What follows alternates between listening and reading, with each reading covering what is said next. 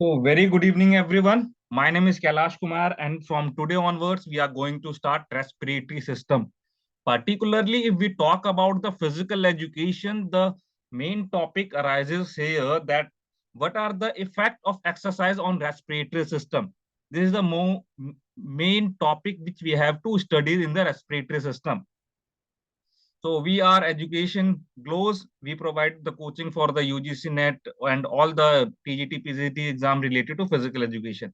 This is our contact number here. You can contact us for online classes. So without wasting our time, let's start the topic that is a respiratory system. So respiratory system is a system in which we are studying about the gaseous exchange. इसके अंदर हम लोग जो भी gaseous exchange होते हैं उसके बारे में पढ़ते हैं। कैसे गैसियस एक्सचेंज, जैसे कि आपके बॉडी के अंदर जितने भी सेल्स हैं, टिश्यूज हैं, उनको प्रॉपर फंक्शन करने के लिए ऑक्सीजन की रिक्वायरमेंट होती है। उनको प्रॉपर काम करने के लिए ऑक्सीजन की रिक्वायरमेंट होती है, और वो ऑक्सीजन आपको प्रोवाइड करने का जो एक रास्ता है that is a respiratory system. उसी रेस्पिरेटरी सिस्टम से आपके हर एक सेल्स तक ऑक्सीजन सप्लाई होता है। और ऑक्सीजन जब आपके हर एक सेल्स तक सप्लाई होगा तो उसका जो एक बाय प्रोडक्ट निकलेगा, जो उसका एक वेस्ट निकलेगा, that is a CO2, carbon dioxide, जो आपके बॉडी से बाहर एक्सक्रिएट आउट होता है, जो आपके बॉडी से बाहर एक्सक्रिएट होता है, बाहर निकलता है। ठीक है। तो रेस्पिरेटरी सिस्टम का प्राइमरी जो फंक्शन है वो ये है कि आपके बॉडी के अंदर ऑक्सीजन ले जाना आपके हर एक सेल्स तक, और उसको प्रॉपर जो भी वर्क है सेल्स का उसको करवाने के लिए हेल्प करना। तो ये हमारे रेस्पिरेटरी सिस्टम के अंदर है। तो रेस्पिरेटरी सिस्टम के अंदर आपके nose, pharynx, larynx, trachea, bronchi and lungs, ये सारी चीजें आती है जिसको हम लोग डिटेल में पढ़ेंगे कि नोज में क्या क्या चीजें हैं, फेरिंग्स क्या काम करती है, लैरिंग्स क्या काम करती है, ट्रैकिया का क्या काम है, फेरिंग्स का क्या काम है। तो ये सारी चीजें हम लोग डिटेल में पढ़ेंगे, टेंशन नहीं लेना आपने। जैसे मैंने आपको बताया कि प्राइमरी फंक्शन क्या है आपका, कि जो भी टिश्यू और सेल्स है वहां तक ऑक्सीजन को ले जाना, और जो उसका वेस्ट प्रोडक्ट है क्या, कार्बन डाइऑक्साइड, उसको बाहर लेके आना, एक्सक्रिएट आउट करवाना। तो ये प्राइमरी फंक्शन है। देखो, जो आप लोग अभी DSSB वगैरह के एग्जाम दोगे या कोई भी आप स्टेट एलिजिबिलिटी टेस्ट दोगे, उसमें ना आपको स्टेटमेंट बेस्ड क्वेश्चंस देखने को मिलेंगे, कि आपको 2-3 स्टेटमेंट दे देंगे वो, और पूछेंगे कि इसका क्या फंक्शन है, बेसिकली इसका आप आंसर बताओ कि ऑप्शन ए ट्रू है या ऑप्शन बी ट्रू है, या स्टेटमेंट 3 करेक्ट है, इनकरेक्ट, इस तरीके की। जैसे लास्ट टाइम आपके DSSB में एग्जाम आया था, और रिसेंटली हमने जो पेपर सॉल्व किया था, तो इस तरीके की चीजें आप लोग देखोगे स्टेट एलिजिबिलिटी टेस्ट वगैरह इन सब में। तो सबसे पहला जो फंक्शन है आपका रेस्पिरेटरी सिस्टम का, that is gas exchange. Give me a minute please.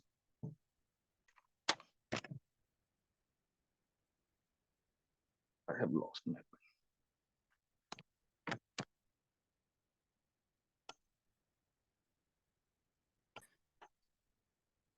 जैसे मैंने आपको बताया पहले कि आपका रेस्पिरेटरी सिस्टम का मेन फंक्शन क्या है, प्राइमरी फंक्शन क्या है, that is the gas exchange. Gas exchange कैसे होता है अभी देखो बेटा, आप लोग, मैं आपको इन शॉर्ट बताऊंगा अभी, बाकी डिटेल में भी हम लोग पढ़ेंगे गैस एक्सचेंज होता कैसे, क्या होता है। मैंने क्या बताया आप लोगों को, आपके बॉडी के अंदर जितने भी सेल्स हैं उनको क्या चाहिए। देखो, आपके बॉडी के अंदर ATP बनता कैसे, मतलब एनर्जी बनता कैसा है, दो तरीके से बनेगा इसमें। एक, उसके लिए क्या कंपोनेंट चाहिए, एक चाहिए आपको ऑक्सीजन, प्लस आपको चाहिए ग्लूकोज। जब ये दोनों मिलते हैं और आपको एनर्जी की रिक्वायरमेंट होती है, तब जाके ATP बनता है आपके बॉडी के अंदर। ठीक है। तो ऑक्सीजन कहां से मिलेगा आपको, रेस्पिरेटरी सिस्टम से आपको ऑक्सीजन आएगा आपके हर एक बॉडी सेल्स तक। और वैसे जैसे ही आपका एनर्जी बन जाएगा ना, ATP बन जाएगा, तो ये ऑक्सीजन किस में कन्वर्ट हो जाता है, CO2 में। और CO2 में कन्वर्ट होने के बाद आपके बॉडी से एक्सक्रिएट आउट हो जाता है। इस ग्लूकोज का भी हम लोग पढ़ेंगे आगे, ग्लूकोज का होता क्या है आपके बॉडी के अंदर। इतना समझ आया आप लोगों को कि आपके बॉडी के अंदर प्राइमरी फंक्शन क्या है रेस्पिरेटरी सिस्टम का, एक्सचेंज ऑफ गैसेस, मतलब O2 और CO2 का बाहर ले जाना। नेक्स्ट है वेंटिलेशन। अब वेंटिलेशन क्या होता है, आप लोग पढ़ते होंगे पल्मोनरी वेंटिलेशन, ये वो भलाना ठिकाना। आज समझो इसको कि वेंटिलेशन होता क्या है। वेंटिलेशन के अंदर क्या होता है कि जो आपका रेस्पिरेटरी सिस्टम का एक ऐसा प्रोसेस है जिसके अंदर आपके लंग्स तक एयर आता है। ठीक है। जैसे आपके लंग्स के जो पार्ट है, यहाँ आप लोग देखोगे, आपके लंग्स के पार्ट है यहाँ पे देखो, यहाँ से लेके आपके ब्रोंकाई तक आता है एयर। वहां तक जो एयर आ रहा है ना, उसको हम लोग क्या बोलेंगे, वेंटिलेशन, लंग्स तक जो एयर आ रहा है that is a ventilation, got it. तो यही वेंटिलेशन है, पल्मोनरी वेंटिलेशन, आपके लंग्स तक जो एयर आ रहा है दैट इज अ वेंटिलेशन। फिर उसके बाद एसिड बेस बैलेंस। अब ना जो आपका रेस्पिरेटरी सिस्टम है वो एसिड बेस बैलेंस बनाने में भी हेल्प करता है। एसिड बेस बैलेंस सर समझ नहीं आया क्या कहना चाहते हो एसिड बेस बैलेंस में। देखो जैसे ही आपके बॉडी के अंदर कार्बन डाइऑक्साइड बाहर निकलता है, ठीक है, तो आप आपके बॉडी से क्या होता है, एक मिनट, आपके बॉडी से क्या होता है एसिड बेस बैलेंस में, जैसे ही कार्बन डाइऑक्साइड आपके CO2 सेल से बाहर निकला, ठीक है, CO2 सेल से बाहर निकला, आपके किस में है, आपके ब्लड में है CO2, आपके ब्लड में CO2 है। अब अगर ये ब्लड के अंदर ही आपका CO2 घूमता रहा ना तो आपका ब्लड का पीएच लेवल बढ़ जाता है, ब्लड का पीएच लेवल बढ़ जाएगा आपके, ठीक है। पीएच का मतलब क्या होता है, पीएच का मतलब क्या होता है, पावर ऑफ हाइड्रोजन, ठीक है, पावर ऑफ हाइड्रोजन।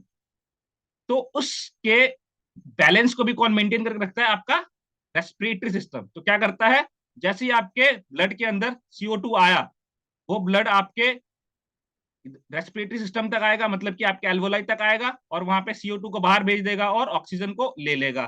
तो एसिड बेस बैलेंस भी आपका कौन करता है, आपका रेस्पिरेटरी सिस्टम ही मैनेज करता है कि भैया कार्बन डाइऑक्साइड आपके ब्लड के अंदर ज्यादा नहीं रहना चाहिए, रहेगा तो आपको क्या हो सकता है, काफी सारी प्रॉब्लम हो सकती है। और पीएच लेवल कहां से कहां तक होता है आपका, पीएच लेवल जो है एक स्केल है 1 to 14 तक का, ठीक है, 1 to 14 तक का, जैसे 1 2 3 4 5 6 7, फिर 8 9 10 11 12 13 14, ठीक है।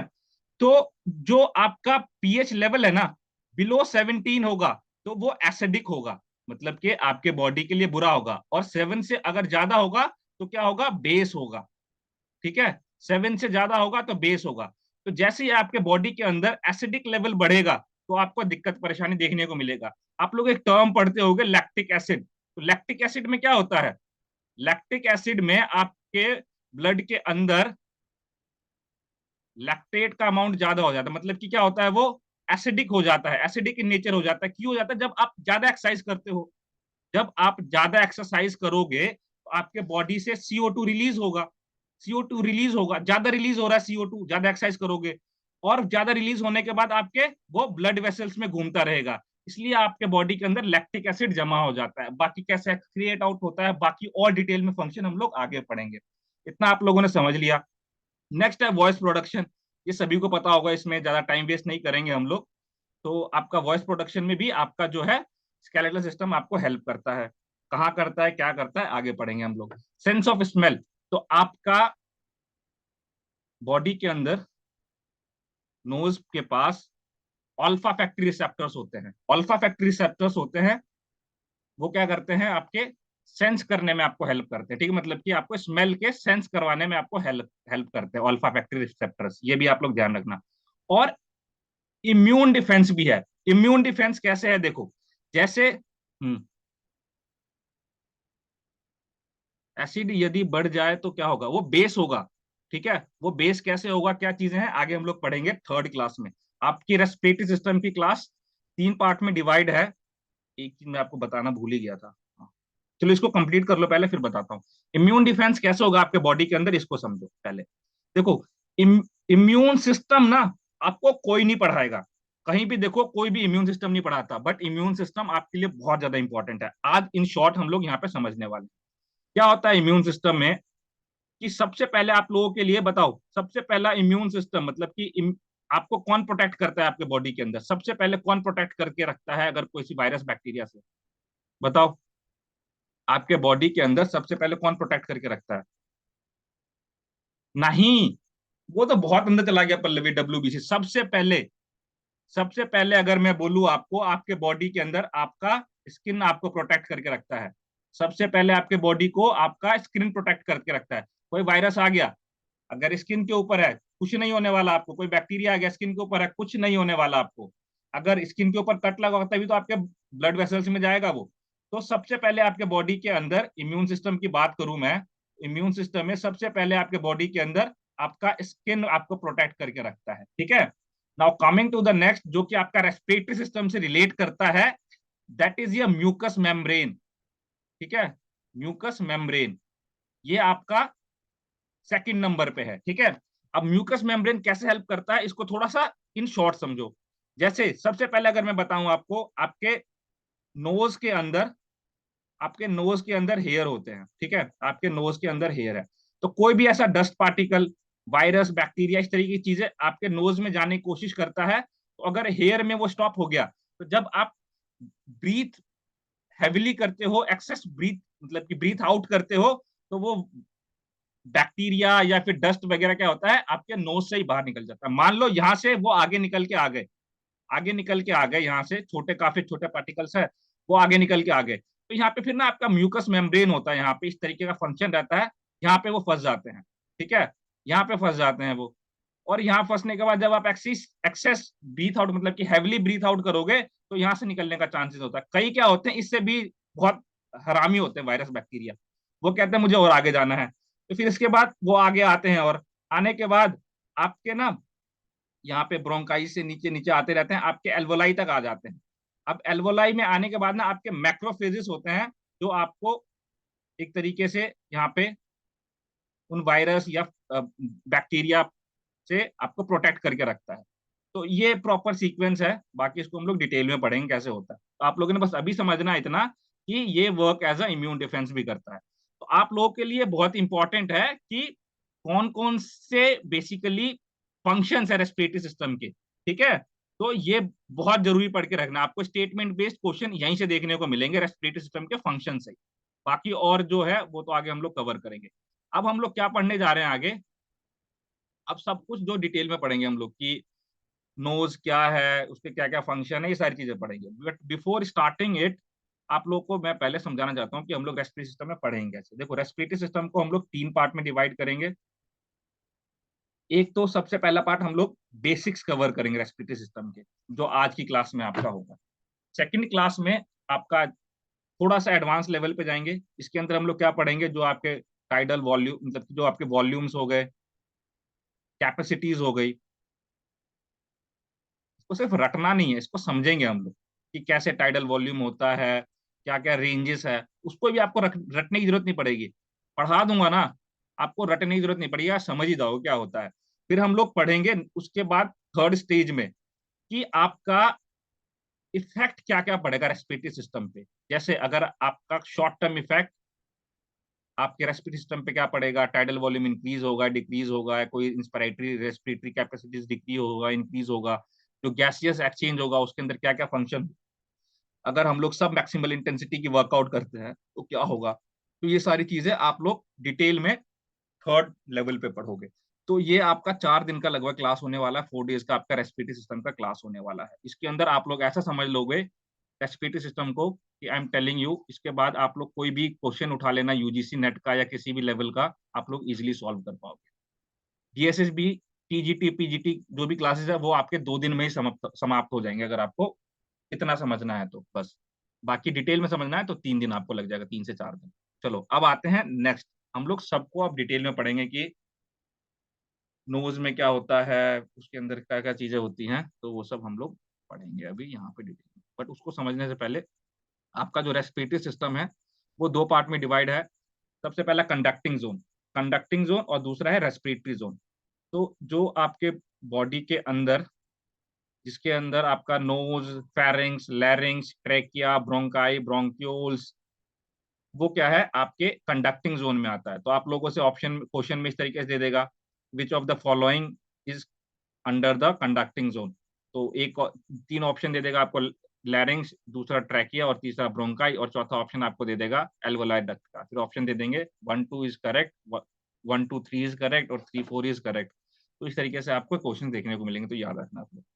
तो कंडक्टिंग जोन में क्या होता है कि इसके अंदर जो भी आपके एयर है, ठीक है, ऑक्सीजन जो है आपका, उसको क्या होता है कि फिल्टर किया जाता है, नोज में फिल्टराइजेशन होगा उसका, वार्म किया जाएगा उसको, ठीक है, मॉइस्चर प्रोवाइड किया जाएगा उसके अंदर, ताकि आपके लंग्स तक आगे भेजा जाए। देखो यहाँ पे समझो डिटेल में, जैसे अभी बहुत गर्मी है, बहुत गर्मी है, एक्सेस गर्मी है।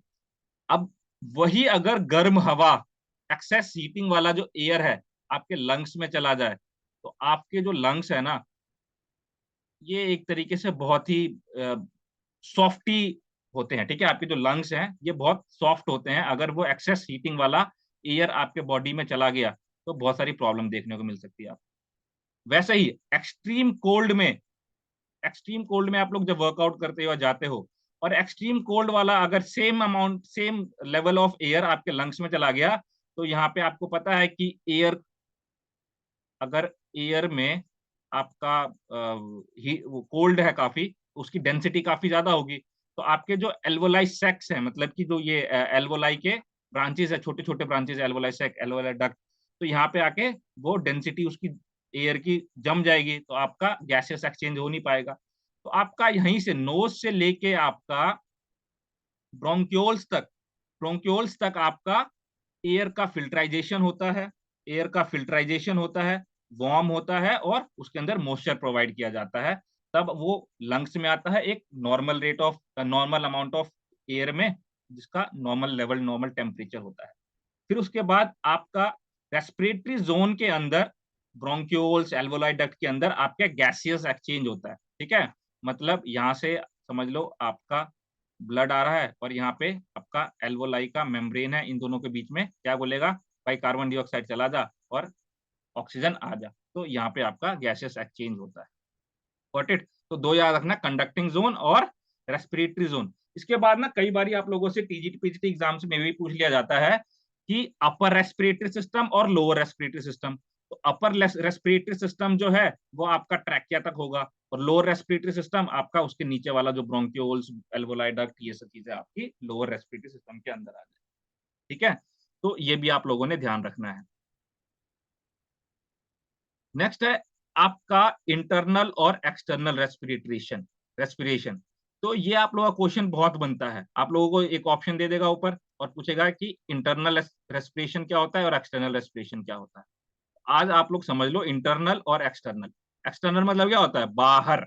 इंटरनल मतलब क्या होता है, इनसाइड। तो सबसे पहले इनसाइड या इंटरनल रेस्पिरेशन आपको समझाता हूं मैं। इंटरनल रेस्पिरेशन क्या होता है, इसके अंदर आपके बॉडी में, आपके सॉरी सेल्स में, आपके सेल्स के अंदर ऑक्सीजन जाता है और कार्बन डाइऑक्साइड बाहर निकलता है। तो ये क्या है, मेटाबॉलिक प्रोसेस है। कौन सा प्रोसेस है, मेटाबॉलिक प्रोसेस है, जिसके अंदर आपका सेल है, सेल के अंदर ऑक्सीजन आएगा और कार्बन डाइऑक्साइड आपका बाहर चला जाएगा। तो ये इंटरनल रेस्पिरेशन है। एक्सटर्नल रेस्पिरेशन में क्या होता है कि जो आपका एल्वोलाई है, ये ठीक है, ये आपका एल्वोलाई है, ठीक है। एल्वोलाई तक जो एयर आया, और ये आपका ब्लड ब्लड कैपिलरी है। एल्वोलाई का और ब्लड कैपिलरी के बीच में जो गैसेस एक्सचेंज हो रहा है वो एक्सटर्नल रेस्पिरेशन। जो एल्वोलाई और आपके लंग्स में, मतलब कि आपके लंग्स और ब्लड कैपिलरीज में जो गैस एक्सचेंज हो रहा है वो कौन सा है, एक्सटर्नल। और जो आपके सेल्स के अंदर ठीक है, जो हर एक सेल्स के अंदर आपका गैस एक्सचेंज हो रहा है, that is a internal respiration, ठीक है। इसके अंदर कोई क्वेश्चन, कोई डाउट नहीं रहती है। एक्सटर्नल सिर्फ आपके लंग्स तक, और इंटरनल कहाँ, आपके हर एक सेल में। इंटरनल कहाँ, आपके हर एक सेल के अंदर। एक्सटर्नल लंग्स में, लंग्स और बेसिकली आपके लंग्स में ही होता है, ब्लड कैपिलरीज और आपका एल्वोलाई के बीच में, और इंटरनल आपके सेल के बीच में, ठीक है। तो ये चीज हो गया आपका इंटरनल और एक्सटर्नल रेस्पिरेशन। इसमें कोई क्वेश्चन, कोई डाउट, इंटरनल रेस्पिरेशन और एक्सटर्नल रेस्पिरेशन में। एक चीज और होती है, आपकी सेलुलर रेस्पिरेशन। तो सेलुलर रेस्पिरेशन कुछ नहीं है, सेलुलर रेस्पिरेशन आपका इंटरनल रेस्पिरेशन ही है, इसके दूसरा नाम है। तो ये भी आप लोग नोट डाउन करना। सेलुलर रेस्पिरेशन आपका इंटरनल रेस्पिरेशन ही है। इंटरनल रेस्पिरेशन को ही हम लोग सेलुलर रेस्पिरेशन कहते हैं। क्यों, क्योंकि आपके सेल्स में होता है ये रेस्पिरेशन। Got it. तो ये चीज है। ब्लड और सेल्स, क्या कह रहे हो शिवानी, माइक ऑन करके पूछ लो, शर्माना नहीं बिल्कुल भी। तो ये इंटरनल और एक्सटर्नल। इंटरनल ब्लड और सेल्स में होता है ना, गैस एक्सचेंज। हाँ, ब्लड और सेल्स में होता है, करेक्ट, वो इंटरनल रेस्पिरेशन होगा। और जो लंग्स और ब्लड में होगा वो एक्सटर्नल रेस्पिरेशन होगा। Yes got it. सर। चलो ठीक है। यस सर, यही होगा। Okay okay, good. Coming to the next topic, that is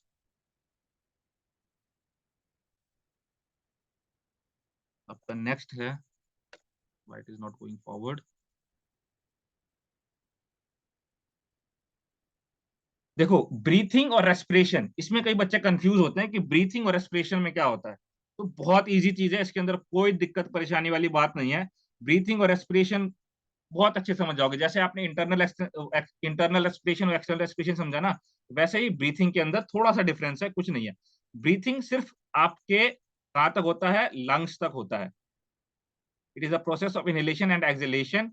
it is a physical process, no chemical reaction take place, only exchange of gases involve. ठीक है, तो breathing जो होता है, एक तरीके से इसके अंदर आपका ऑक्सीजन इनटेक और CO2 अपटेक। ठीक है, CO2 बाहर निकलता है और ऑक्सीजन इनटेक करते हैं।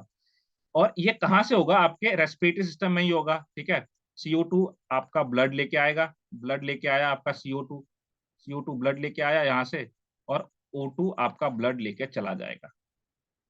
इतना ही काम आपका ब्रीथिंग के अंदर होता है। बट अगर हम बात करें रेस्पिरेशन की, तो रेस्पिरेशन क्या है आपका, आपके सेल्स के अंदर क्या होता है, रेस्पिरेशन होता है। मतलब कि अब ये ब्लड क्या करेगा, आगे आपके सेल्स तक आएगा। ठीक है, ऑक्सीजन लेके आपका ब्लड क्या है, आपके सेल्स तक आया, और ऑक्सीजन यहाँ पे दिया उसने, ऑक्सीजन दिया, और यहाँ से जब उसका वेस्ट प्रोडक्ट निकला CO2, तो इसको दोबारा लेके चला गया।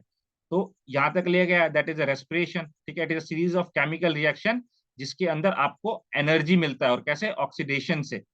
और इसके अंदर आपके एंजाइम्स रिलीज होते हैं। जब आपके सेल्स में ऑक्सीजन आएगा, ऑक्सीजन और ग्लूकोज मिलेगा, तब जाके आपका क्रैब साइकिल स्टार्ट होता है, जिसको आगे पढ़ाऊंगा मैं आप लोगों को फिजियोलॉजी में। ठीक है, और क्रैब साइकिल के लिए ना आपके बहुत सारे एंजाइम्स नीडेड होते हैं क्रैब साइकिल को परफॉर्म करने के लिए। ओके, तो इसमें एंजाइम्स नीडेड होते हैं, इसके अंदर एंजाइम्स नहीं है, क्योंकि ब्रीथिंग का मतलब सिंपली ऑक्सीजन गया और कार्बन डाइऑक्साइड बाहर निकला।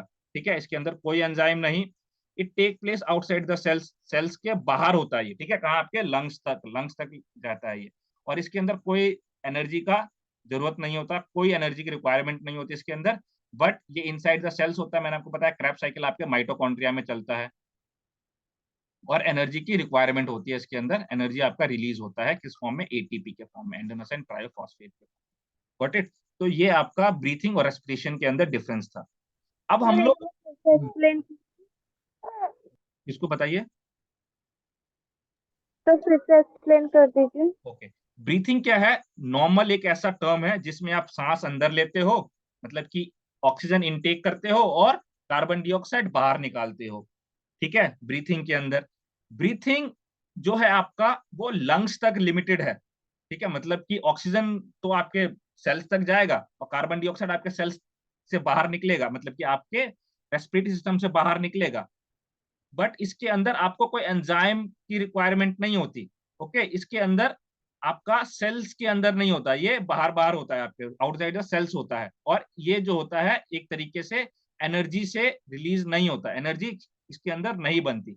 बट रेस्पिरेशन जो होता है, वो सेलुलर रेस्पिरेशन की बात की गई यहाँ पे, कि आपके सेल के अंदर ऑक्सीजन गया, ऑक्सीजन जाने के बाद वो आपका क्रैब साइकिल स्टार्ट हुआ, आपको ऑक्सीजन मिल गया, ऑक्सीजन मिलने के बाद आपका कार्बन डाइऑक्साइड बाहर निकलेगा। और उसके लिए आपको क्रैब साइकिल चलाने के लिए क्या चाहिए, आपको एंजाइम चाहिए बहुत सारे। और ये आपके सेल के अंदर होता है, माइटोकॉन्ड्रिया के अंदर होता है, और इसके अंदर आपको एनर्जी देखने को मिलता है रेस्पिरेशन के अंदर। तो यही चीज है ब्रीथिंग और रेस्पिरेशन के अंदर डिफरेंस। गॉट इट शिवानी, समझ आया? Yes sir. ओके, चलो perfect. Coming to the next one, that is the nose. अब हम लोग क्या करेंगे, हम लोग अब पढ़ेंगे सारे पार्ट्स को, नोज को, लैरिंग्स को, फेरिंग्स को, इन सबको हम लोग अब पढ़ने वाले हैं। तो सबसे पहले नोज या नेजल कैविटी, नोज को ही हम लोग क्या कहते हैं, नेजल कैविटी कहते हैं। और इसके अंदर आपको हेयर्स देखने को मिलता है। Got it. इसको अंदर आपको इंटीरियर हेयर्स देखने को मिलता है। और ये क्या करता है, एक तरीके से पैसेज है आपका। किस चीज का पैसेज है भैया, एयर का पैसेज है। It serves as an air passage, air का पैसेज है। और मैंने क्या बताया, ये वार्म करता है और मोशन प्रोवाइड करता है आपके एयर को। इसके अंदर सिलिया होता है, ठीक है, जो अभी आपको मैं आगे दिखाऊंगा। म्यूकस मेम्ब्रेन में जो क्या करता है, डस्ट को ट्रैप करता है, और बैक्टीरिया को भी रोकने की कोशिश करता है। जो फॉरेन मैटर्स है, मतलब कि जो बैक्टीरिया, वायरस वगैरह है, उनको रोकने की कोशिश करता है आपका नोज या नेजल कैविटी।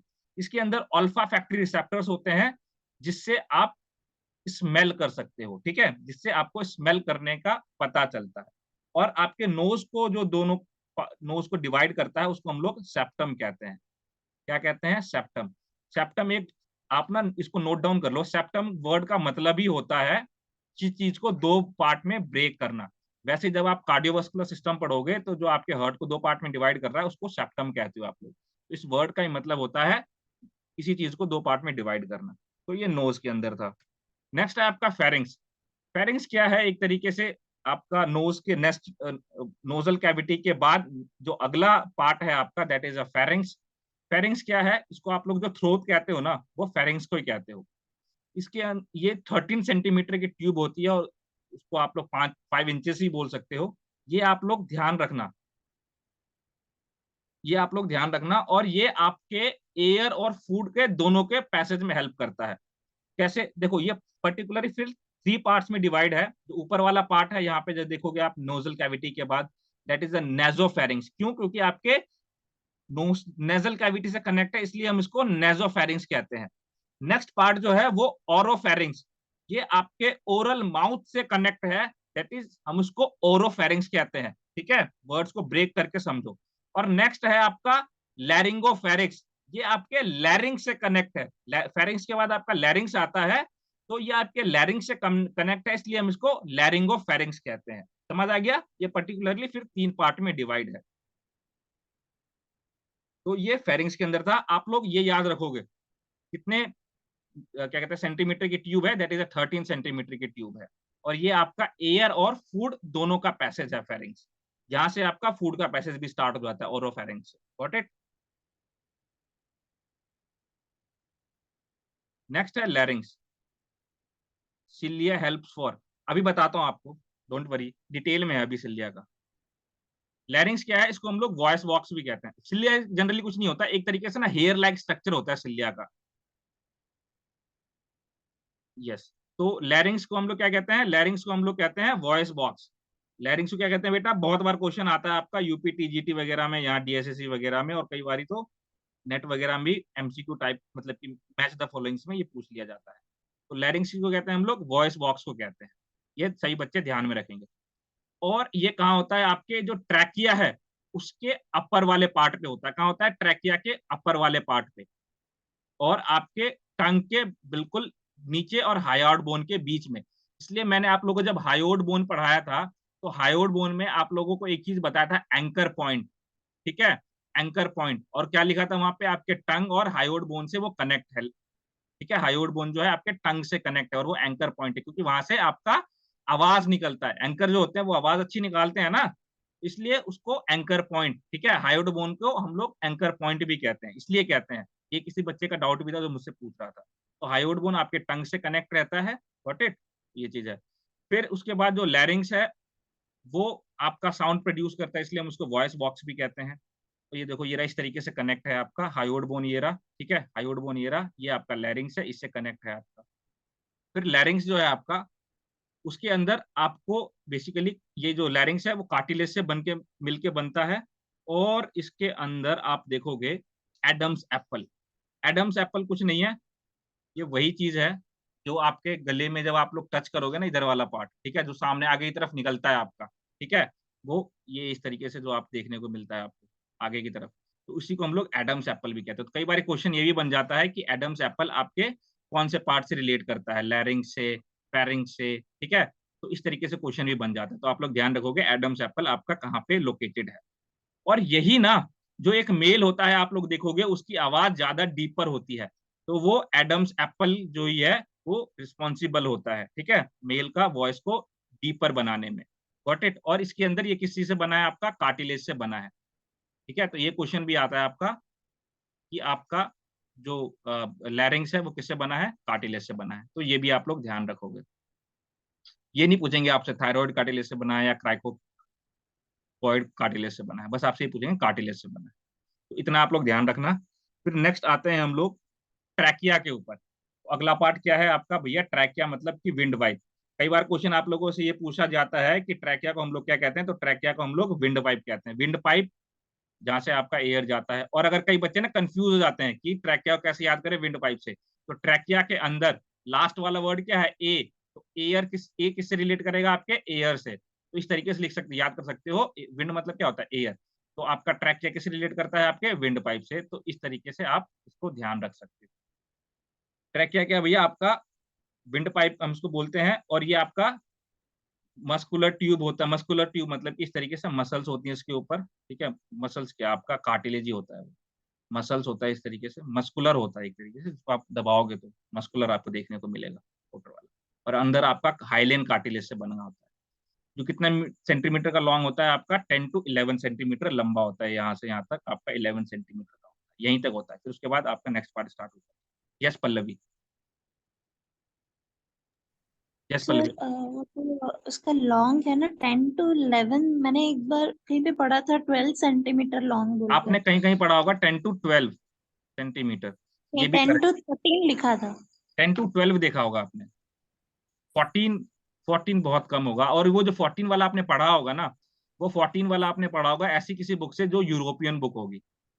नहीं, ठीक है। 10 to 13 था, 10 to 13 हाँ, कुछ और था। हाँ, अगर अगर आपने 14 पढ़ा होगा तो वो यूरोपियन बुक होगी, जो यूरोप वगैरह में होगी। ठीक है, क्योंकि उनका जो बॉडी स्ट्रक्चर है वो अलग रहता है इंडियन बॉडी स्ट्रक्चर से। ये आपका बेस्ड है क्या कहते हैं, इंडियन बुक के हिसाब में भी शायद से ये अ, जो आपका 12th का बुक है उसका साइंस का, उसके बुक से बेस्ड है आपका ये। ठीक है ठीक है सर। पल्लवी?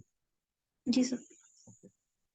तो ऐसा आपको ना, ऐसा नहीं, क्वेश्चन भी अगर आपको आएगा ना तो ये रेंजेस दी होंगी 10 to 12, ठीक है, या फिर 11 to क्या कहते हैं 13 के आसपास दिया होगा, 10 to 13 दिया होगा, या फिर 10 to 14 दिया होगा। और फिर नहीं तो ऐसे करके ना रेंज में वेरिएशन लेके आएंगे वो लोग, इतना कंफ्यूजन क्रिएट नहीं करेंगे, डोंट वरी। जो मोस्टली इंपॉर्टेंट क्वेश्चन यहाँ बनता है कि आपका ट्रैकिया जो है वो कहाँ किससे मिलके बनता है? आपका हाइलेन कार्टिलेज से। और इसके अंदर 16 से 20 सेंटीमीटर की, 16 से 20 सेंटीमीटर नहीं, 16 से 20 ये सेंटीमीटर काट देना है यहाँ पे, ठीक है।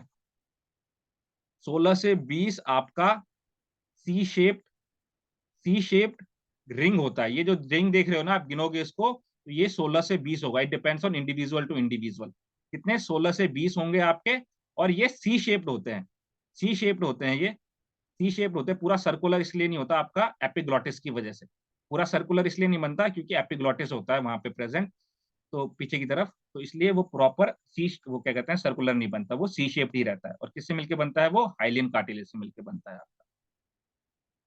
हाँ, 16 से 20 इंच।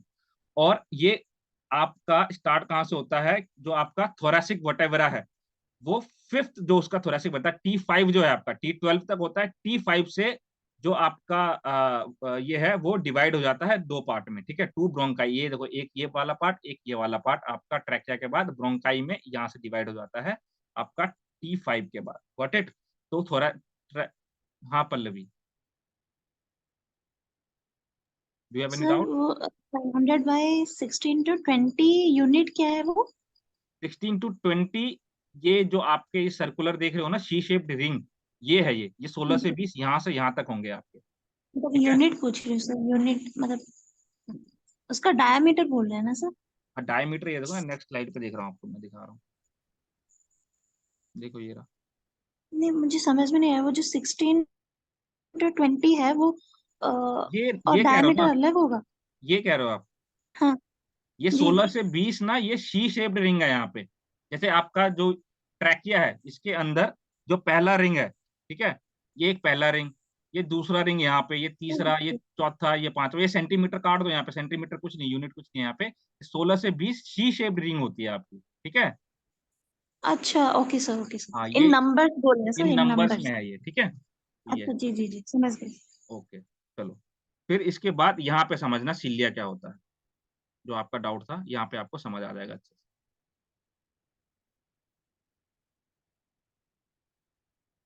अब जैसे आपको पता है भैया कि ट्रैकिया के बाद आपका ब्रोंकाई स्टार्ट हो जाता है, ठीक है, लेफ्ट और राइट ब्रोंकाई के अंदर। इसके अंदर आप देखोगे एक लाइन होती है, सिलिया क्या होती है? हेयर लाइक स्ट्रक्चर होता है, इस तरीके से आप लोग देखोगे, ठीक है। अब यहाँ पे क्या होता है आपका, जो भी फॉरेन एजेंट आता है, कोई भी वायरस, बैक्टीरिया या डस्ट, ये सब आता है, तो यहाँ पे आपका वो फंस जाता है, ठीक है। यहाँ पे हेयर लाइक स्ट्रक्चर में, इन हेयर लाइक स्ट्रक्चर में फंस जाता है। यही सिलिया है आपकी, जो हेयर लाइक स्ट्रक्चर देख रहे हो, ये क्या है? ये आपकी सिलिया है, सिलिया, ठीक है। और यहीं पे आपका डस्ट वगैरह और ये सब वायरस बैक्टीरिया जो है फंस जाता है यहाँ पे। अगर बाई चांस यहाँ से भी आगे निकल जाते हैं ना, उसके बाद आपका मैक्रोफेजेस का स्टार्ट होता है काम। और ये जो सिलिया है ना आपका, ये 1 इंच का होता है, ठीक है, मतलब 1 इंच इसका डायमीटर रहता है, और रेडियस आप उसको निकाल ही लेना फिर आगे, और लॉन्ग जो है वो 4.5 इंच के आसपास रहता है। तो सिलिया का भी ये क्या मेजरमेंट थोड़ा बहुत याद कर सकते हो अगर आप डिटेल में तैयारी करना चाहते हो। तो ये हो गया, नेक्स्ट सिलिया का भी आप लोगों ने समझ लिया। फिर आगे चलते हैं, आगे आप ब्रोंकाई पहलो पढ़ोगे, ठीक है। देखो ये रहा आ गया आपके एयर ब्रोंकाई के अंदर, ठीक है बेटा। अभी देखो क्या है, ब्रोंकाई किस में डिवाइड है आपके, 2 पार्ट में, ये एक लेफ्ट और एक ये राइट, और ये राइट और ये लेफ्ट, यहाँ है आपका डिवाइड है ब्रोंकाई। और ये आपका किससे बना हुआ है, आपका कार्टिलेज से बना हुआ है, और ये आपके एयर के एंट्री को कंट्रोल करता है, ठीक है। कंफ्यूज नहीं होना, ब्रोंकाई आपके एयर के एंट्री को कंट्रोल करके रखता है। कई जगह आप एल्वोलाई में देखोगे कि एयर का एंट्री कंट्रोल रखा है, बट स्टार्टिंग ब्रोंकाई से हो जाता है। Got it. तो ब्रोंकाई 2 पार्ट में डिवाइड है, एक राइट और एक लेफ्ट में। किससे मिलकर बना हुआ है, रिंग ऑफ कार्टिलेजेस से, और ये आपके एयर के एंट्री को कंट्रोल करके रखता है। फिर इसके बाद लेफ्ट ब्रोंकाई जो है आपका, वो छोटा रहता है। छोटा इसलिए रहता है क्योंकि भैया लेफ्ट साइड ना आपका हर्ट रहता है। लेफ्ट साइड आपका क्या रहता है, आपका हर्ट रहता है। एक मिनट। लेफ्ट वाला ब्रोंकाई जो है वो स्मॉलर रहता है as compare to right bronchi. Why? Because वहां पे आपका हर्ट को अकोमोडेट करना होता है, मतलब कि आपका हर्ट प्रेजेंट रहता है। और जो आपका राइट ब्रोंकाई है, ठीक है, वो क्या करते हैं एक तरीके से, जो भी राइट ब्रोंकाई के अंदर जो भी वायरस बैक्टीरिया फंजाई है, वो राइट ब्रोंकाई के अंदर आपको ज्यादा देखने को मिलता है। इस तरीके से आप लोग देख सकते हो, यहाँ पे कोई फॉरेन एजेंट है जो प्रेजेंट है यहाँ पे। 3 लोब्स में है, वो 2 लोब्स में है, अभी देखेंगे आगे है। तो ये चीज है इसके अंदर। तो लेफ्ट वाला छोटा, राइट वाला बड़ा, इतना आप लोग ध्यान रखना बस अभी के लिए। फिर आते हैं हम लोग लंग्स के ऊपर। लंग्स के अंदर क्या होता है आपका, ये भी 2 पार्ट में डिवाइड है लंग्स, लेफ्ट साइड और राइट साइड। अब स्पॉन्जी ऑर्गन होता है एक तरीके से, जितना दबाओगे दबेगा, ठीक है। और कहाँ पे लोकेट है, आपके थोरैक्स पे, थोरैक्सिक रीजन पे ये लोकेटेड है। और इसके अंदर इलास्टिक टिश्यूज वो प्रेजेंट होते हैं, और इसके अंदर आपके बहुत सारे ऐसे ट्यूब्स जो भी हैं सारे यहाँ पे आपके यहाँ तक आते हैं, और एयर को कैरी करके ले आते हैं, ठीक है, ब्लड तक लेके आते हैं, ये सारी चीजें। ध्यान से सुनो। अब जो राइट लंग है वो 3 लोब में डिवाइड है, और लेफ्ट लंग जो है वो 2 लोब में डिवाइड है। देखो लेफ्ट वाला लंग जो है ना, वो आप स्मॉलर देखने को मिलेगा आपको। क्यों? क्योंकि वहां पे आपका हार्ट जो है वो प्लेस है, वहां पे आपका हार्ट प्रेजेंट रहता है, ठीक है। कार्डियक डिप्रेशन की वजह से या कार्डियक नॉच की वजह से आपका लेफ्ट वाला लंग जो है वो स्मॉलर आपको देखने को मिलता है, इसलिए वहां पे सिर्फ 2 लोब ही हैं, और राइट लंग में 3 लोब हैं। अब आपका जो यहाँ पे आपको दिखाता हूँ, ठीक है। अब मान लो आपका जो एयर है वो आपके एल्वोलाई तक आ गया। एल्वोलाई में आने के बाद मैंने आपको बता ही दिया, यहाँ पे आपका गैसियस एक्सचेंज होता है। अब गैसियस एक्सचेंज कैसे होगा कि आपका ब्लड कैपिलरी यहाँ पे है, ठीक है, ब्लड कैपिलरी यहाँ पे प्रेजेंट है, और ये आपका एल्वोलाई है, एल्वोलाई का ये एल्वोलाई है। और इनका जो आउटर मेम्ब्रेन होता है ना, मेम्ब्रेन मतलब क्या होती है, बाहर वाली परत, बाहर वाली लेयर। तो जो आपका एल्वोलाई का आउटर लेयर है, और जो आपका ब्लड कैपिलरी का आउटर लेयर है, यहाँ पे आपका गैसियस एक्सचेंज होता है। चलो थोड़ा डिटेल में और समझाता हूँ मैं आप लोगों को। Let me erase it first. तो जैसे कि आप लोग देखोगे यहाँ पे, देखो कितने अच्छे तरीके से बना रखा है ना, यहाँ पे एयर आया और यहाँ से ऑक्सीजन आया, फिर उस तरीके से वो चीजें निकल रही। अब एक मिनट रुको, अभी तक कोई क्वेश्चन कोई डाउट भैया पूछो। अभी तक कोई क्वेश्चन कोई डाउट तो पूछो आप लोग। नहीं है, चलो ठीक है फिर, बढ़िया, बहुत बढ़िया, इंटेलिजेंट बच्चे हो आप। अब मैं आपको बना के दिखा रहा हूँ बहुत अच्छे तरीके से। ये जो व्हाइट व्हाइट चीज देख रहे हो आप, ये जो व्हाइट व्हाइट चीज देख रहे हो, ये क्या है, ये देखो ये एल्वोलाई है, ठीक है। एल्वोलाई, इसको छोटे पार्ट को एल्वोलस बोला गया, मतलब कि एल्वोलाई के अंदर से आगे जाके ये, ठीक है। और इसके जो आउटर लेयर है, ये एल्वोलाई की लेयर है। ये क्या है, आपका ब्लड कैपिलरी है, मतलब कि आपके हार्ट से ये आपका आ रहा है, ठीक है। क्या, सॉरी, आपके मसल से ये इधर से लेके आ रहा है, डीऑक्सीनेटेड ब्लड लेके आ रहा है बेसिकली। तो डीऑक्सीनेटेड ब्लड आपका लेके आ रहा है पल्मोनरी आर्टरीज से, और ये हार्ट, ये आपका ब्लड आ रहा है, डीऑक्सीनेटेड ब्लड है, इसके अंदर क्या है, CO2 है, और यहाँ क्या है, बेसिकली ऑक्सीजन है। तो ये जो आउटर लेयर है, ये वाली जो आउटर लेयर है, यहाँ पे आपका एक्सचेंज होता है गैस, ये व्हाइट वाला इधर, व्हाइट वाला इधर, यहाँ पे आपका गैस एक्सचेंज होगा। यहाँ से ऑक्सीजन चला जाएगा ब्लड के अंदर और यहाँ से कार्बन डाइऑक्साइड चला जाएगा आपका एल्वोलाई में, और फिर इसके बाद ये एक्सक्रिएट आउट हो जाता है। तो ये होता है, ये प्रॉपर फंक्शन होता है इसका। तो ये चीज है, यही है एल्वुलर डक्ट है, या ये एल्वोलाई सेक्स हो गया आपके इधर, ठीक है। एल्वोलाई हो गया, एल्वोलाई के बाद एल्वोलाई सेक्स, एल्वुलर डक्ट जिसको मिला के बोल देते हैं, ये आपके ब्रोंक्यूल्स हैं। ये प्रॉपर फंक्शन होता है आपका इधर इस तरीके से। यहाँ से आपका गैसेस एक्सचेंज हो रहा है, ठीक है, ये है। और जो गैसेस एक्सचेंज होते हैं ना आपके, तो ये ब्लड में भी किससे मिलते हैं वो भी मैं आप लोगों को बता देता हूँ, ब्लड के अंदर भी। यस पल्लवी। सर थोड़ा सा मेरा बात पूछो। सुनिए, मैं ठीक हूँ कि नहीं थोड़ा पूछिए। हाँ। वहां पे जो व्हाइट कलर का जो है, व्हाइट मतलब एल्वेलस की साइड में जो व्हाइट कलर है वो एल्वेलाई है ना? कौन सा? वो एल्वेल वो जो एल्वेलस की साइड में जो आउटर ये लेयर जो आउटर है लेयर है, हाँ।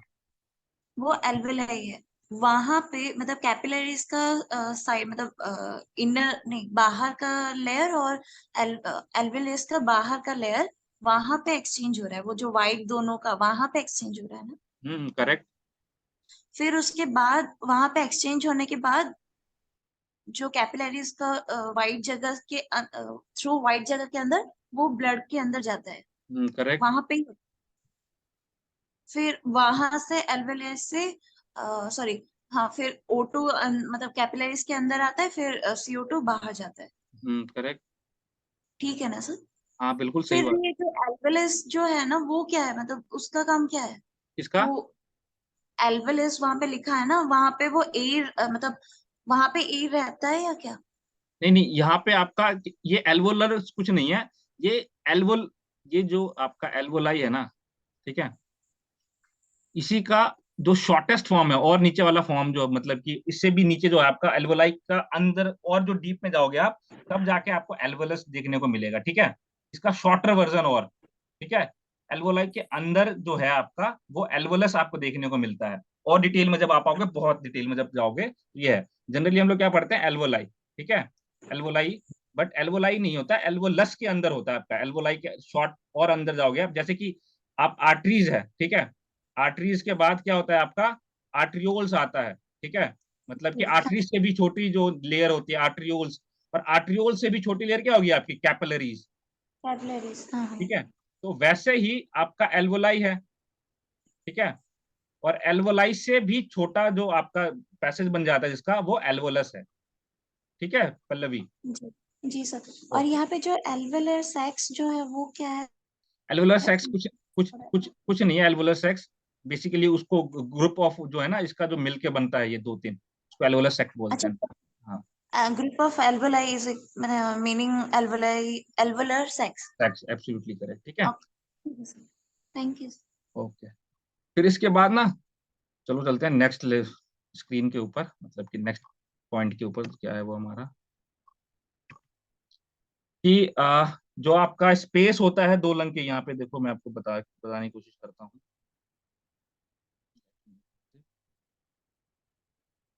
देखो आपका जो डायफ्राम होता है वो पैराशूट टाइप का होता है, पैराशूट टाइप का उसका शेप रहता है, और ये कहाँ होता है, आपके थोरैसिक रीजन में होता है। अब ये एक्सपेंशन एक्सटेंशन, मतलब कि जो भी आप जब एयर इनहेल करते हो तो डायफ्राम का क्या होता है, ठीक है, मतलब कि वो एक्सटेंडेड होता है या शॉर्टन होता है, कॉन्ट्रैक्शन होता है, ये सब चीजें हम लोग कल पढ़ेंगे। आज इतना शॉर्ट क्लास रखा हम लोगों ने एक तरीके से। चलो अब ये कुछ टर्म्स है उसको आप लोग समझ लो, फिर उसके बाद हम लोग एमसीक्यू स्टार्ट करेंगे। आज का शॉर्ट शॉर्ट सेशन है आप लोगों का। तो जैसे कि आपका, मैंने क्या बताया था, आपका लंग कितने पार्ट में डिवाइड है, दो पार्ट में डिवाइड है आपका लंग, दो पार्ट में डिवाइड है, एक ये और एक ये, समझ लो। मेरी ड्राइंग अच्छी नहीं है। तो इन दोनों के बीच का जो स्पेस है उसको हम लोग क्या कहते हैं, मीडियस्टेनम, ठीक है। इन दोनों के बीच का जो स्पेस है उसको हम लोग क्या कहते हैं, मीडियस्टेनम। समझ आ गया? अब ये जो आपका लंग है, इसकी जो आउटर लेयर है, इसके ऊपर एक लेयर चढ़ी रहती है, इसको हम लोग कहते हैं प्लूरा, तो हम लोग कहते हैं प्लूरा। अब जो आपका राइट लंग है, राइट लंग किधर होगा, इधर होगा आपका। उसके अंदर तीन लोब हैं, और एक, मतलब कि लंग का वेट कितना है आपका, राइट लंग का वेट 620 ग्राम, और लेफ्ट लंग का वेट कितना है आपका 560 ग्राम है। इसके अंदर दो लोब होती है, और आपका जो हार्ट होता है वो एक्सटेंडेड होता है आपके लेफ्ट लंग की तरफ, इधर की तरफ, ठीक है। तो ये चीज है। अभी तक जो आपने पढ़ा है ना वो टीजीटी पीजीटी के बेस्ड पे है, बहुत बेसिक है। हम लोगों ने अभी कुछ मतलब कि डिटेल में इतना नहीं पढ़ा। मेन जो आप लोग पढ़ोगे वो कल से आप लोगों का स्टार्ट होगा, ये आप लोगों को पहले से ही पता होगा, इसमें नो डाउट। तो इसलिए मैंने ज़्यादा टाइम वेस्ट नहीं करवाया इस पे। कल से जो आप लोग पढ़ोगे कि tidal volume, respiratory volume, vital capacities वगैरह क्या होती है, गैसेस ट्रांसपोर्टेशन होता कैसे है, क्या क्या रीजन है, पार्शियल प्रेशर क्या है, बैरोमेट्रिक वो क्या कहते हैं प्रेशर क्या है, तो वो सब चीज हमारा कल से स्टार्ट होगा। ऑक्सीजन डेट क्या है, सेकंड विंड क्या है, उसको हम लोग कल से डिटेल में पढ़ेंगे। ये इन शॉर्ट पढ़ा है हम लोगों ने, डिटेल से कल से स्टार्ट होगा। अभी कुछ लोग कुछ एमसीक्यूज कर लेते हैं, इसमें किसी को कोई क्वेश्चन, कोई डाउट इसमें किसी नो को कोई? सर। ओके ठीक है, चलो चलते हैं अब नेक्स्ट एमसीक्यूज के ऊपर।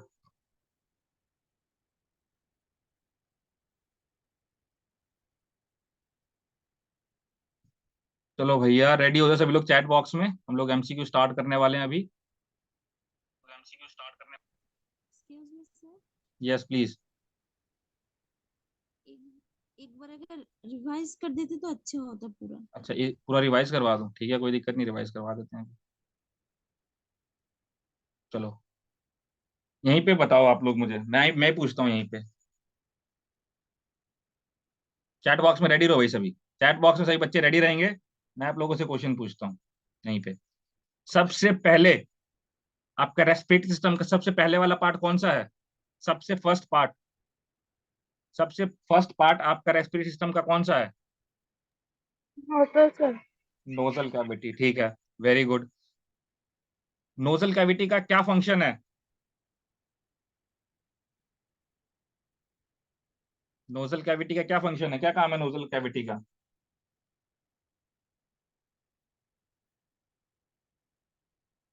Purify the air, absolutely correct, ठीक है। चलो to warm and moisture air, absolutely correct Manish.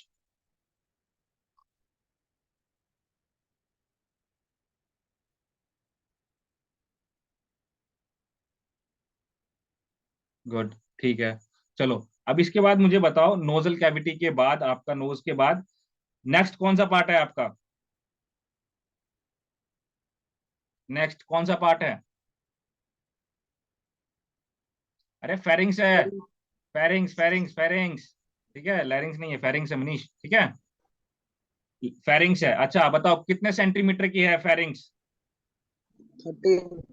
13, ठीक है, 13 के आसपास, 12 13 इसके बीच में आपका रेंज रहता है। अच्छा ये बताओ मुझे, फिर आपका फेरिंग्स फर्दर कितने पार्ट में डिवाइड है?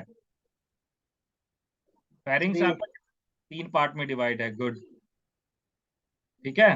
चलो जो सबसे ऊपर वाला पार्ट है कौन सा है, वो सबसे ऊपर वाला part? Nasopharynx. Nasopharynx, very good, क्योंकि आपके नेजल से कनेक्ट है वो, ठीक है। सेकंड, ओरोफेरिंक्स। वेरी गुड, ओरोफेरिंग्स, क्योंकि आपके ओरल रूट से वो कनेक्टेड है। चलो लास्ट वाला कौन सा है? लेरिंगोफेरिंक्स। हाँ लैरिंगोफेरिंग्स, क्योंकि वो आपके लैरिंग से कनेक्ट है, वेरी गुड, ठीक है। चलो फेरिंग्स के बाद नेक्स्ट पार्ट कौन सा है आपका? लैरिंग्स। ठीक है, गुड, लैरिंग्स, बहुत बढ़िया बहुत बढ़िया, शाबाश। अच्छा लैरिंग्स को और हम लोग क्या बोलते हैं? Voice box. ठीक है, लैरिंग्स को क्या बोलते हैं हम लोग? Voice box, good, very good, शाबाश। अच्छा ठीक है। अच्छा ये बताओ मुझे, लैरिंग्स के बाद नेक्स्ट पार्ट कौन सा है आपका? ट्रैकिया। ट्रैकिया, गुड, ट्रैकिया को और हम लोग क्या बोलते हैं?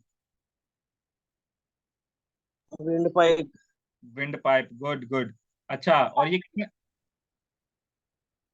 ओके, और ये कितने मीटर, कितने सेंटीमीटर क्या है बताओ, ट्रैकिया कितने सेंटीमीटर का है?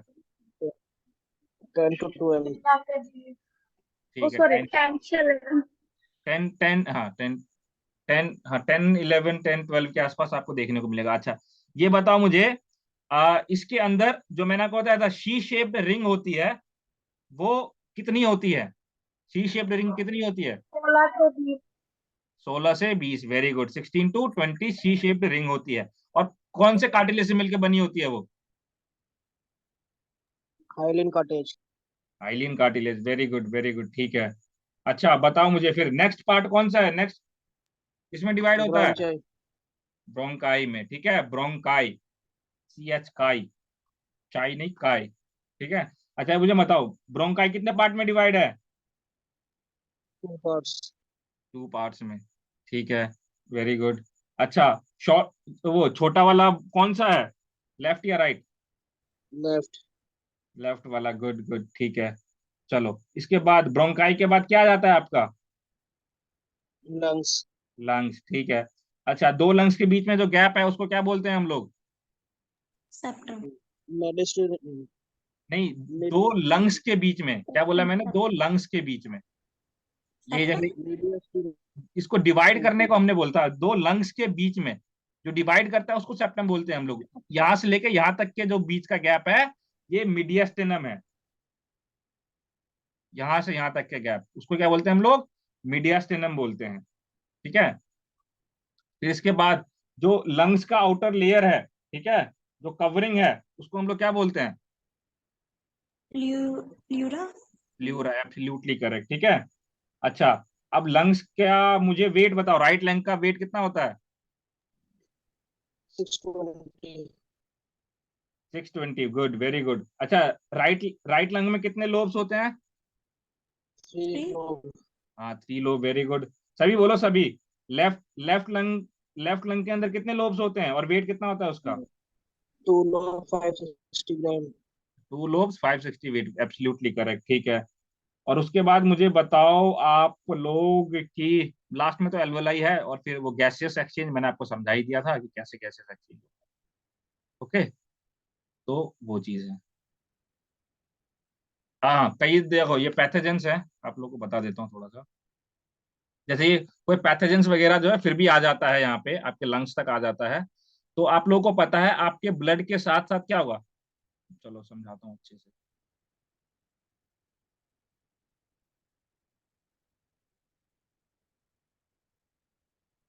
जैसे मान लो यहाँ पे गैसेस एक्सचेंज हो रहा है आपका,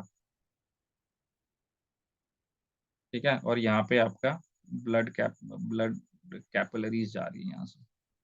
तो ब्लड कैपिलरीज के अंदर क्या क्या भैया, CO2 है, ब्लड होगा तो इसके अंदर WBC देखने को मिलेगा आपको, WBC देखने को मिलेगा आपको।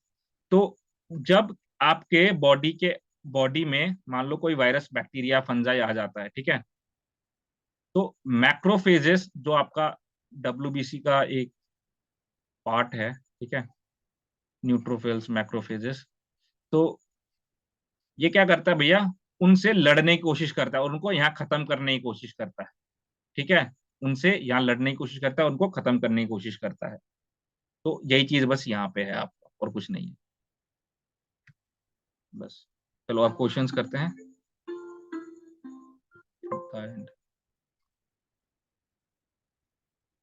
चलो सबसे पहला क्वेश्चन आप लोगों के लिए स्क्रीन के ऊपर ये रहा।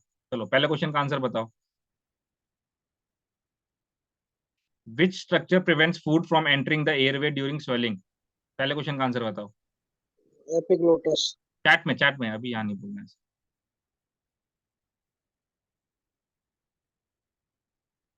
गुड, एब्सोल्युटली करेक्ट, ठीक है, सभी को पता है कि इसका आंसर एपिग्लॉटिस है, बहुत बढ़िया, शाबाश। चलो next question, what is the primary function of the respiratory system? Primary function कौन सा है आपका रेस्पिरेटरी सिस्टम का? Good, exchange of gases, correct, बहुत बढ़िया, ठीक है, exchange of gases between the environment, between the body and the environment, good. The trachea is commonly known as, trachea को हम लोग किस नाम से जानते हैं?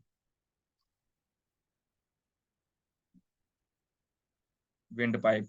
ट्रैकिया का मैंने बताया था, ट्रैकिया क्या मैंने बताया था ना, लास्ट में ए है, लास्ट में ए है तो आपका एयर से रिलेट करेगा, मतलब कि एयर मतलब क्या, विंड मतलब विंड पाइप, करेक्ट, ठीक है, गुड। उसके बाद ये देखो आ गया question, question number 4, which of the following structure is not part of the respiratory system? आपका रेस्पिरेटरी सिस्टम का इनमें से कौन सा पार्ट नहीं है? लैरिंग्स, ब्रोंकाई, ओरवलाई और फेरिंग्स। लोअर रेस्पिरेटरी सिस्टम का, सॉरी, लोअर रेस्पिरेटरी सिस्टम का इसमें से पार्ट नहीं है।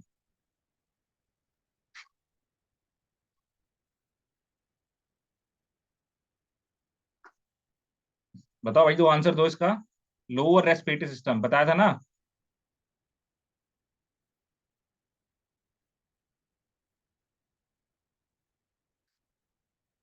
अरे स्वराज क्वेश्चन पढ़ो।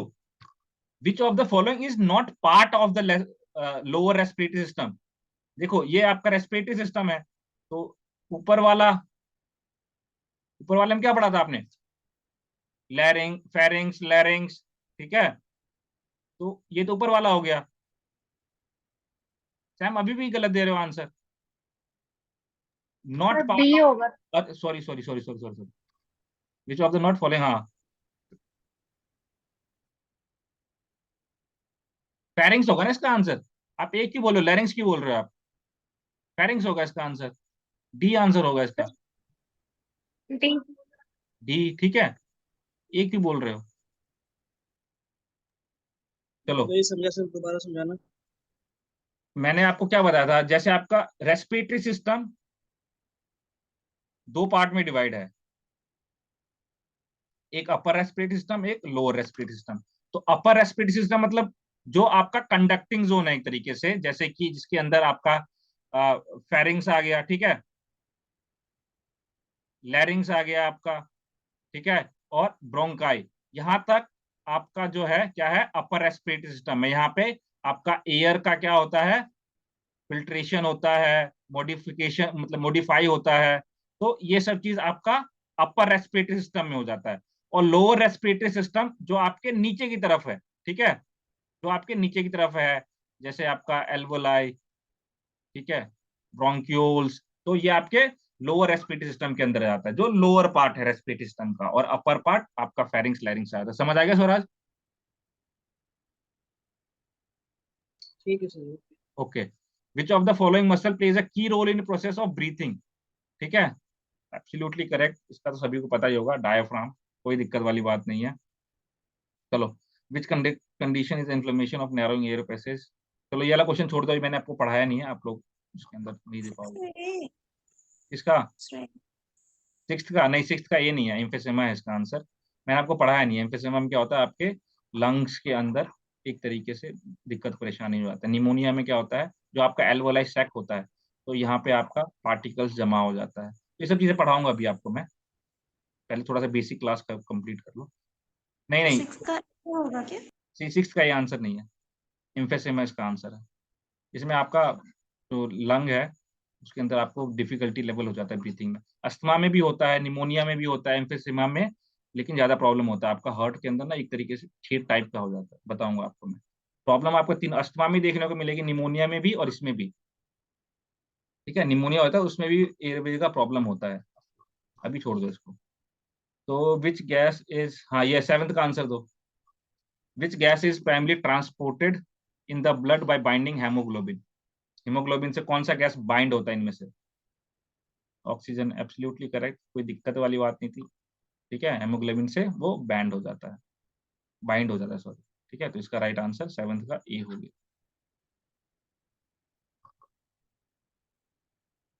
What is the purpose of mucus in the respiratory system? Mucus का क्या पर्पस है आपका रेस्पिरेटरी सिस्टम में?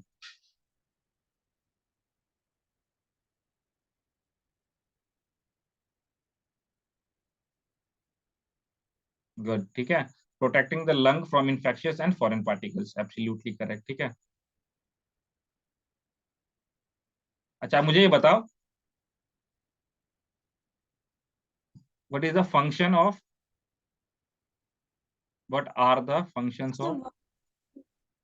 Of respiratory system? ठीक है, ऑप्शन सुनना, यही क्वेश्चन मतलब कि यही ऑप्शन है आपके। ये आपका हो गया क्वेश्चन नंबर, ठीक है। क्वेश्चन ये हो गया, what are the function of respiratory system? आपको चार ऑप्शन दे रहा हूँ।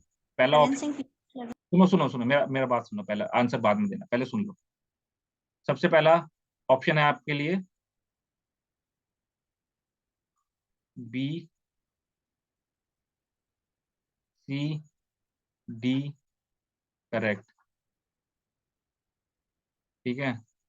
दूसरा ऑप्शन है ओनली टू, मतलब कि बी ऑप्शन इज करेक्ट। तीसरा ऑप्शन है आपका बी, डी, करेक्ट। और चौथा ऑप्शन है ए बी डी करेक्ट। चलो बताओ आप।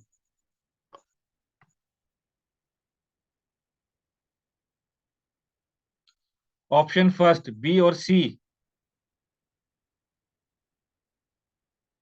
और बताओ पल्लवी क्यों? BCD हैं? D। देखो इस तरह के क्वेश्चंस आपको देखने को मिलेंगे आपके एग्जाम्स में जब जाओगे देने के लिए। शिवानी क्या कह रहे हो आप? शिवानी कौन सा आंसर है? B? Sir first, yes, B B C C D. D, ठीक है। अच्छा, और बी पल्लवी सी का? अच्छा ठीक है, बी सी डी। ओके। चलो, Sam is saying for A B D. अच्छा, चलो। अब ना सब बच्चे जो जो आंसर दे रहे हैं, सबसे पहले किसने आंसर दिया है, चलो आ लेट स्टार्ट विद, देखो मैंने क्या बोलता, आप लोगों को 1 to 1 इंटरेक्ट करूंगा। अनामिका भी है, मनीष आंसर दो इसका, इंटरेक्ट करूंगा आप लोगों से अभी। सबसे पहले स्वराज बताओ आपका क्या आंसर है और क्या लॉजिक लगाया इसमें आपने। मैंने पूछा है कि फंक्शन क्या है रेस्पिरेटरी सिस्टम का, बताओ। तो पहला ऑप्शन दिया BCD, प्रोटेक्ट भी करता है, एनर्जी प्रोड्यूस करता है, अच्छा, pH लेवल भी होता है उसमें। प्रोड्यूसिंग एनर्जी, देखो माइक ऑन रखना अपना। Individual individual O2 can produce energy, सिर्फ ऑक्सीजन आपको एनर्जी प्रोड्यूस करके दे सकता है। प्रोड्यूसिंग एनर्जी, पढ़ो ध्यान से। स्वराज माइक ऑन करो। सिर्फ आपको ऑक्सीजन एनर्जी दे सकता है? नहीं।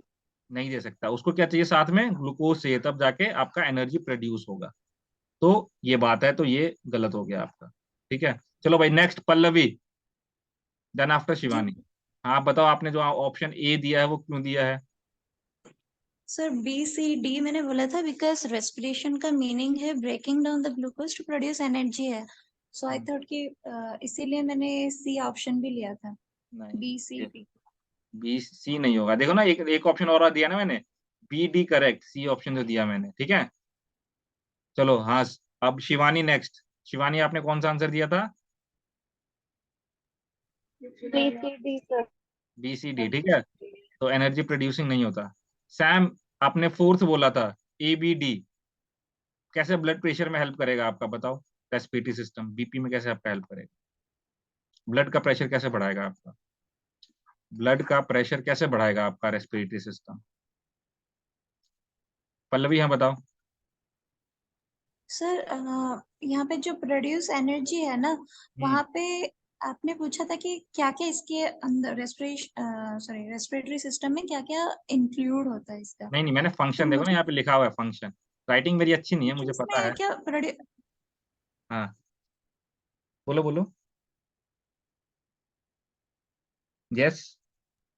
जी सर, वो फंक्शन यदि बोले तो वो नहीं होगा। नहीं लेकिन यदि फंक्शन नहीं होता तो वो होता ना सर, प्रोड्यूस एनर्जी। नहीं, प्रोड्यूस एनर्जी हो नहीं सकता, it help you to produce energy, ठीक है, यदि प्रोड्यूसिंग वहां पे एनर्जी नहीं। हेल्प टू, हाँ, अच्छा, हेल्प वहां करता है, पे हेल्प टू प्रोड्यूस होता तो वो आंसर करेक्ट होता। तब आपका आंसर करेक्ट होता, ठीक है। जी जी, समझ गई सर। ओके।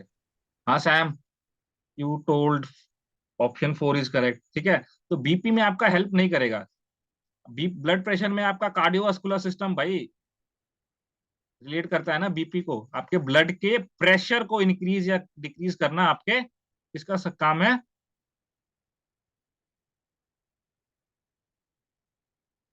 हाँ, ब्रीथिंग स्लो होता है। माइक ऑन करके बोलो ना शिवानी, कोई दिक्कत वाली बात नहीं, जब तक इंटरेक्ट नहीं करोगे समझ नहीं आएगा आपको अच्छे से। हाई से लो होता है ना।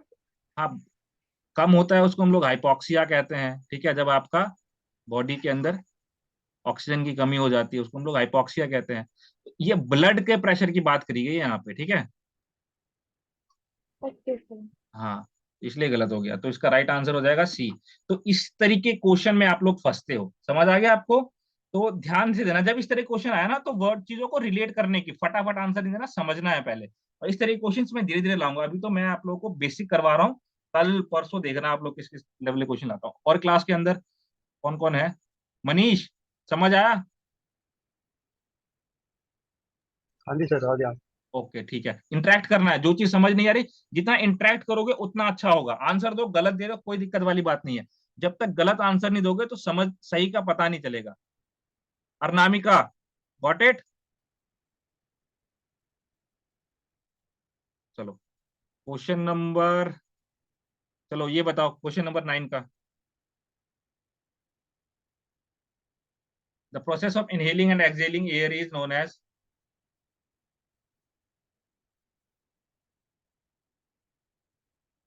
Inhaling and exhaling air.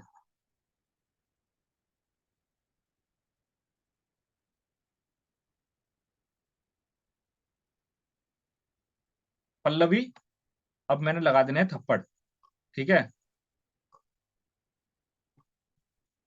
क्योंकि रेस्पिरेशन होगा नहीं ना सर।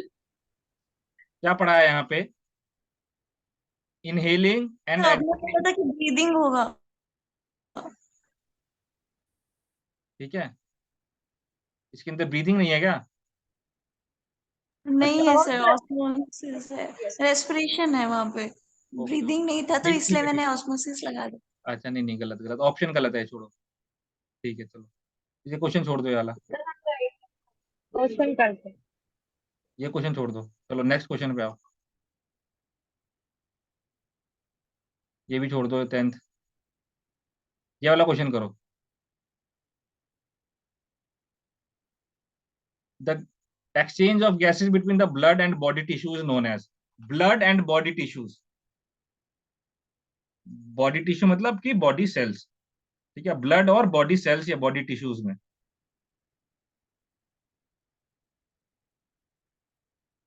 मनीष आंसर दो, कोई नहीं समझ नहीं आ रहा, लेकिन कोशिश करो। क्या होगा, देखो, जब ब्लड और आपके जो बॉडी के सेल्स हैं, मतलब कि बॉडी के टिश्यूज हैं, तो इसमें जब होगा तो इंटरनल।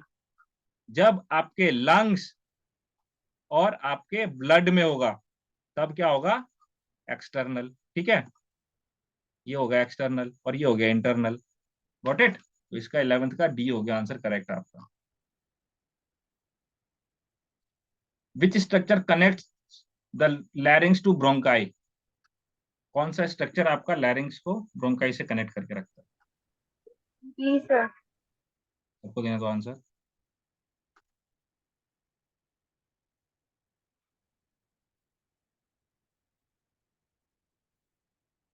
करेक्ट, इजी क्वेश्चन है बहुत ज्यादा। तो that is trachea, no doubt on it. चलो next question. The tiny air sacs in the lungs where gas exchange occurs, जहां पे गैस एक्सचेंज होता है, ठीक है, वो आपके एल्वोलाई में होता है। वेरी गुड भाई, सभी आंसर दो, ठीक है? आपके एल्वोलाई के अंदर गैसेस एक्सचेंज होता है, और जो गैसेस एक्सचेंज होता है उसको क्या बोलते हैं, इंटरनल एस्पिरेशन या एक्सटर्नल?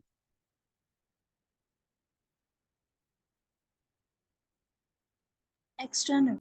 External, good.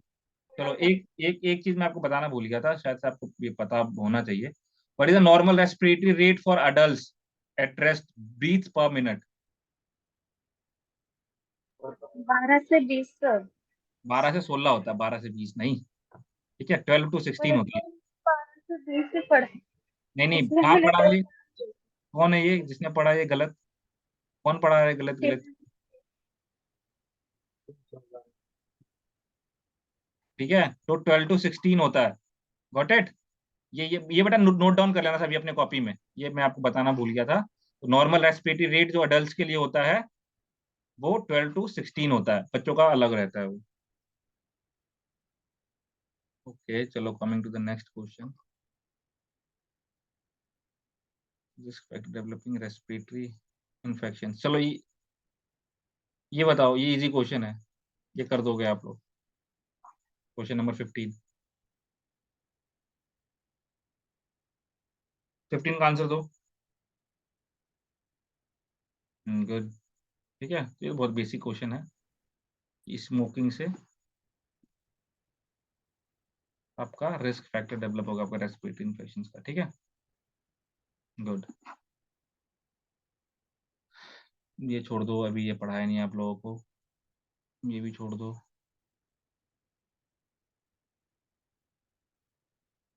18th का आंसर दो.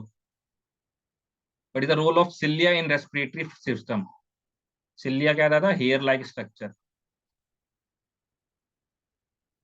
Hair like structure. ठीक है, हाँ बता देना कि हेयर लाइक स्ट्रक्चर में कौन आके बैठ जाता है आपका, कोई फॉरेन पार्टिकल, वायरस, बैक्टीरिया जो है वो आता है, उसको ट्रैप कर लेता है. 18th का आंसर ये होगा. चलो ये वाला आंसर दो.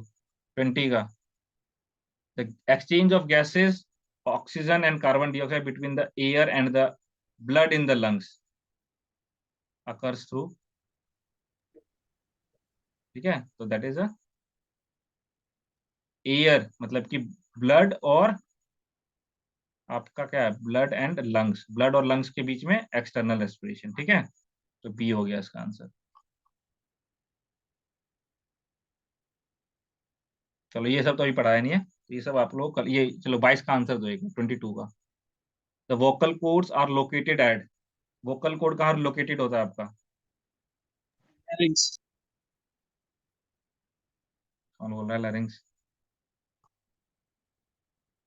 करेक्ट करेक्ट, ठीक है. तो लैरिंग्स में आपका लोकेटेड होता है vocal cord.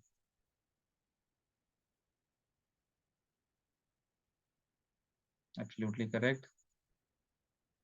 Which gas is a waste product of cellular respiration and must be removed from the body through the respiratory system? कौन सा गैस आपके बॉडी से रिमूव होना चाहिए? CO2. ठीक है, बहुत इजी क्वेश्चन. चलो बस इतना ही है आज के लिए. अब पूछो कोई क्वेश्चन, कोई डाउट है तो.